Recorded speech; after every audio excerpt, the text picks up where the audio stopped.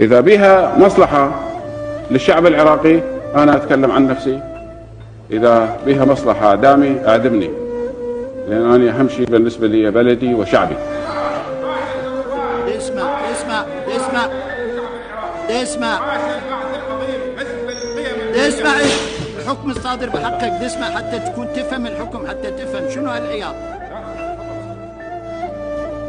قرار الحكم: قررت المحكمة الحكم على المدان برزان إبراهيم الحسن بالإعدام شنقا حتى الموت.